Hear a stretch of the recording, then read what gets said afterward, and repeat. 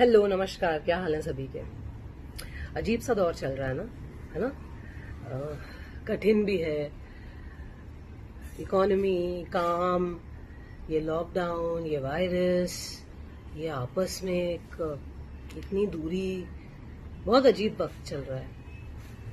और साथ में अगर ऐसी ट्रेजेडी हो जाए, ऐसी घटना हो जाए जो आपको बिल्कुल डरा दे, जो आपको बिल्कुल अंदर से ना बिल्कुल खौफजदा कर दे, तो और डिप्रेसिंग माहौल हो जाता है।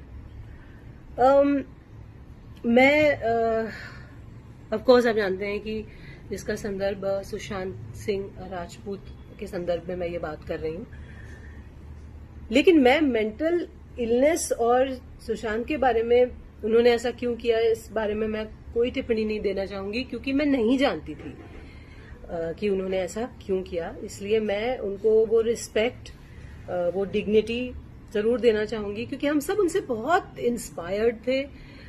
टीवी के वो एकमात्र ऐसे शख्स थे जिन्होंने टीवी से निकलकर इतना बड़ा मकाम हासिल किया अपने लिए। ना सिर्फ बहुत उम्दा कलाकार किए, बल्कि बहुत कलाकार कह रही हूँ, उम्दा किरदार किए, बल्कि बहुत बहुत बहुत उम्दा प्रोजेक्ट्स किए।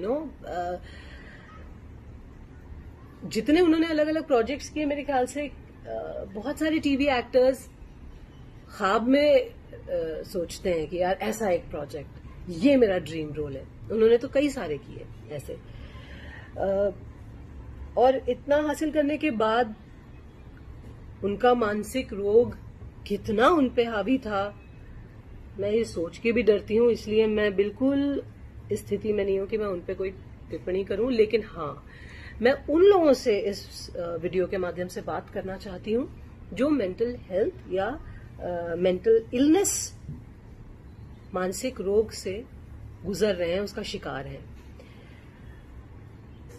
ये बहुत छोटे लेवल से स्टार्ट हो जाता है, बचपन से स्टार्ट हो जाता है। A child can be mentally ill, a child can be his mind can be corrupted। दिमाग की परतों में कई बार ऐसी मैल जम जाती है जिसे साफ नहीं किया जाता। वो जमती रहती है और फिर एक खूबसूरत, टैलेंटेड, एक स्किलफुल दिमाग को पूरा मटमैला कर देती है। मानसिक इलनेस यही होती है। बचपन में पता है, हॉस्टल में मुझे हॉस्टल में डाल दिया गया था और मेरा बचपन पूरा हॉस्टल में बीता है। लड़कियां रैगिंग करती थी, रात को उठा के बोलती थी, go get us something to eat, beg borrow और स्टील। तब मन करता था जान दे दो। घर से बहुत प्रेशर आता था कि नंबर लाओ, पढ़ाई करो, वरना जिंदगी में कुछ नहीं होगा, फेलियर हो जाओगे। रिलेटिव्स, ये वो लोगों से कंपैरिजन होता था कि उसको देखो, शर्मा जी के बेटे को देखो, फलाने को देखो, तुम ऐसे हो। मन करता था जान दे दो। अभी मैं देख रही हूँ कि हर कोई आपस में लड़ रहा है। एक तो कुछ भी होता है यहाँ हमारे देश में, या अच्छी चीज होती है तो लोग आपस में लड़ने लगते हैं। कोई दुर्घटना होती है, कोई ट्रेजेडी होती है तो लोग आपस में एक ब्लेम गेम करके जो चला गया है उसके साथ खड़े हो जाते हैं। लेकिन जो लोग हैं, जो गुहार लगा रहे हैं या जो बात कर रहे हैं, अपनी बात कहना चाहते हैं, उसको खूब ट्रैश करते हैं, लड़ते हैं, हेट, ब्लेम, ये सब शुरू हो जाता है। और हर चीज हमारे देश में पॉलिटिकल हो जाती है। कुछ भी हो, किसी के घर में कोई खाना बने तो उसका भी श्रेय या उसका दिस थिंग पॉलिटिक्स हो जाता है। और मैं ये कहना चाहती हूं कि जब एक सेलिब्रिटी, जब एक इतना इंस्पायरिंग, इतना चार्मिंग, इतना खूबसूरत इंसान जब विवश होके, अपने मानसिक रोग से विवश होके, या जो भी रीजन हो उससे विवश होके अपने प्राण हर लेता है, तो एक अजीब सी लहर, एक संदेश जो जाता है, वो बहुत घातक होता है उन लोगों के लिए जो शायद एज पे हैं, जो इतने परेशान हैं, जो बिल्कुल सुसाइड की एज पे हैं। उनके लिए ट्रिगर बन जाता है ये, क्योंकि लोगों को लगता है कि अच्छा, इतने महान इंसान ने ये किया तो हम भी कर सकते हैं। ये इस बात से मैं बहुत भयभीत हूं, क्योंकि मैं जानती हूं कि कितनी बार जीवन में मुझे ये ख्याल आया है कि नहीं यार, नहीं बस। आप बड़ी बड़ी फिल्मों की बातें कर रहे हैं कि वहां पॉलिटिक्स होती है, और आपको पता है छोटे छोटे सीरियल्स में कितनी पॉलिटिक्स होती है। जब मैंने अपने करियर की शुरुआत की थी, मैं बम्बई आई थी, मेरा सिलेक्शन हुआ था, ऑडिशंस दे के सिलेक्ट हुई थी, और मैं बिल्कुल, देखिए मैं किसी का नाम नहीं लूंगी, क्योंकि मैं सिर्फ आपको बता रही हूँ कि मेंटली कैसा इंसान को फील होता है। मैं किसी को पुट डाउन करने के लिए मैं ये वीडियो नहीं बना रही हूँ। जब मैंने अपने शुरुआती कुछ सीरियल्स में एंट्री की थी, तो ऑब्वियसली मैं लीड नहीं प्ले कर रही थी, मैं अलग अलग कैरेक्टर्स कर रही थी। और आपको पता है, एक सीरियल की हीरोइन अपने आप को रानी समझती है, और वहां एक ग्रुपिज्म होता है और एक हायरार्की, मेरे मुंह पे बोला गया है कि देयर इज अ हायरार्की। तो तरह तरह के लोग हैं दुनिया में। आप दुनिया को कितना बदलने जाएंगे और कितना लड़ेंगे और ब्लेम गेम डालेंगे। जो भी हो रहा है, जो भी हम देख रहे हैं, जितनी ट्रेजेडी, जितना भी दुख है, उससे हम सिर्फ ये सीख ले सकते हैं कि हम सबसे पहली बात एक अच्छे इंसान बने, स्ट्रांग बने, हम कोई पॉलिटिक्स ना करें। प्लस हम ये याद रखें कि कोई रात के 3 बजे आपका फोन नहीं उठाएगा दोस्त। सच्चाई तो ये, बहुत खुशकिस्मत हो गए कि कोई बिल्कुल जग के उठा ले और बात कर ले आपसे। मैंने एक फिल्म की थी ऑपोजिट जॉन अब्राहम, यूटीवी की फिल्म थी, यूटीवी के ही पार्टनर देवेन खोटे जी ने उसको डायरेक्ट किया था, और वो फिल्म रिलीज नहीं हुई। ऐसे और 2-3 प्रोजेक्ट्स हैं फिल्मों में जो किए मैंने, और वो रिलीज नहीं हुए। तब भी ये लगता था कि यार ये क्या हो गया। ऐसी स्थिति में जब आप इर्द गिर्द देखते हैं कि अरे इसने इतना काम कर लिया, उसने ये कर लिया, तो आपको अपने में ही दोष दिखाई देता है, और फिर ये लगता है कि यार this is not working, that is not working. लेकिन मैं ये कहना चाह रही हूं कि ये एक जीवन जो है ना, बस ये एक जीवन, यही सबसे बहुमूल्य है। लोगों की पॉलिटिक्स, काम मिलना ना मिलना, आपका आज सक्सेसफुल होना, कल लोगों का ये पूछना कि भाई हम नहीं जानते आपको, वो आपकी पहचान नहीं है। आप अगर पढ़ाई में कमजोर हैं, आप उससे बुरे इंसान नहीं हो जाते। आपकी पहचान आपके नंबरों से, या आपके नंबर ऑफ मतलब एग्जाम में कितने नंबर मिल रहे हैं, या आपके सोशल मीडिया पे कितने नंबर हैं, फॉलोअर्स हैं, या आपकी फिल्मों ने कितने नंबर कमाए, या आपके टेलीविजन की टीआरपी में कितने नंबर आए, उससे आपकी वर्थ नहीं है। आपकी वर्थ उस जीवन से है जो आप क्रिएट करते हैं अपने मन की खुशी से, अपनी मुस्कुराहटों से, अपनी संतुष्टि से।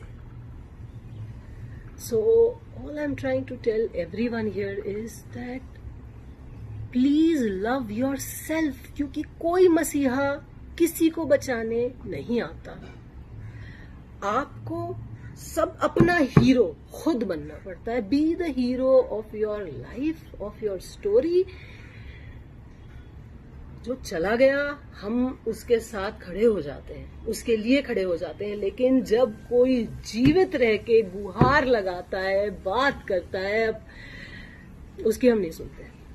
हम कहते हैं अरे कोई बच्चा अगर रो रहा है, परेशान हो रहा है, एंगर इश्यूज हैं बच्चे को, तो हम कहते हैं जिद्दी है, इसके चांटे लगाओ। पिट पिट के ही बड़े हुए हैं ना हम सब, है ना। हम ये मिडिल क्लास गांव के बच्चे, हम तो खूब पिटे हैं, टीचर्स से भी, पेरेंट्स से भी। तो जिंदगी फेयर नहीं है और दुनिया बहुत जालिम है हर जगह। मैं ये नहीं कह रही हूँ चेंज होनी नहीं चाहिए, ऑफकोर्स चेंज होनी चाहिए, ऑफकोर्स काइंडनेस होनी चाहिए, प्यार होना चाहिए, इक्वालिटी होनी चाहिए, ऑफकोर्स डिवीजन नहीं होना चाहिए, मेरिट पे मिलनी चाहिए चीजें। ये इसलिए नहीं क्योंकि आप किसी के बेटे हो या किसी के कुछ हो, लेकिन हर जगह ये है। मंदिर में भी आपको कनेक्शन लगाना पड़ता है, तब वीआईपी दर्शन होते हैं, वरना 12-12, 24-24 घंटे लाइन में लगे रहना पड़ता है ना।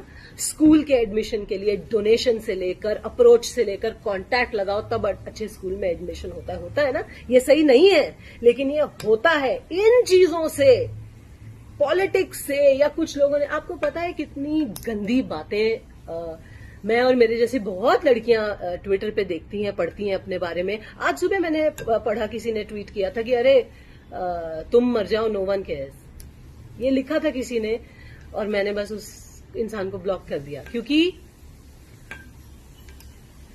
आपके हाथ में है, आपके ही हाथ में, कोई नहीं आएगा बचाने। कोई जो लोग कहते हैं ना कि अरे आई विल बी देयर, सब बिजी हो जाते हैं अपनी जिंदगी में। किसी को ये ख्याल नहीं आता कि अरे मैंने नहीं उठाया फोन या मैंने बात नहीं की तो ये इंसान शायद कुछ गलत ना कर ले। No one thinks like that. Be the hero of your life, be strong, love yourself. अपने से ऊपर किसी को समझना नहीं, अपने ऊपर हावी मत करना किसी को, लेकिन छोटे बड़ों के आगे प्रेम और स्नेह समेत झुकना जरूर है ना, लेकिन घुटने मत टेकना। Never give up, never, because ये दुनिया वर्थ इट नहीं है कि आप अपनी जान दे दें। तो प्लीज कोई भी लोग अगर स्ट्रगल कर रहे हैं, जूझ रहे हैं, मैं इतना ही बोलूंगी कि मैंने ये सारी फीलिंग्स महसूस की है और मैं उसमें से उबर के आई हूं। कई बार अभी भी स्ट्रगल करती हूँ, जब तकलीफ होती है, दुख होता है, लेकिन उबर के आने की कोशिश करती हूँ। उबर के आइए, क्योंकि कोई और बचाने नहीं आएगा। Fight, fight, never give up. और एक चीज और मैं ये कहूंगी कि सुसाइड ना, लोग कहते हैं कि ये मत कहिए कि सुसाइड कमिट किया, क्योंकि कमिट करना क्राइम होता है। मैं ये पूछना चाहती हूँ कि क्या ये क्राइम नहीं है जो आपने अपने साथ किया? अपने किसी रोग में घिर कर आप उस रोग को मारिए, खुद को नहीं। उस रोग को मारने की कोशिश कीजिए, हेल्प लीजिए, प्रोफेशनल हेल्प लीजिए, मगर इतने सुंदर व्यक्तित्व को खत्म कर देना तो एक क्राइम ही हुआ ना। प्लस जो रोते हुए बूढ़े माँ बाप रह गए पीछे, उनको इतना रुलाना क्राइम ही तो हुआ।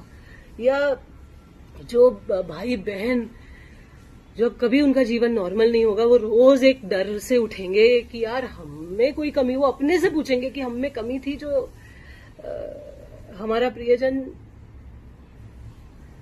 वो क्राइम नहीं है क्या? जो एक संदेश आप अपनी हत्या करके दूसरों के दिलों में छोड़ जाते हो, जहां लोग बस अटकलें लगाते रह जाते हैं, क्या ये सही है? सही नहीं है ना। मत करना ऐसे, मत करना। You are not alone, everyone is fighting mental illness. किसी के दिमाग की परतों में मैल ज्यादा होता है, किसी में कम। बस यही वेरिएंट है कि भाई इंटेंसिटी का फर्क है। Fight, just fight. और बस मैं ये कहना चाहूंगी कि जो लोग इस चीज के साथ अपना उल्लू सीधा कर रहे हैं, वो हैव अ हार्ट, मत करो।